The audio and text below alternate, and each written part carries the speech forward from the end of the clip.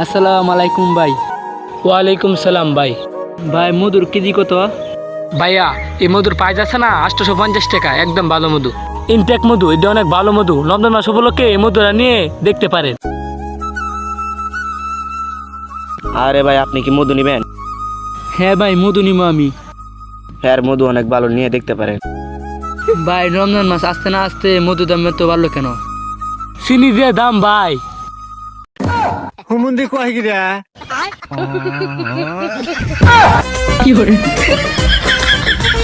আহারে ভাই, এখন মানুষকে কিভাবে বিশ্বাস করব?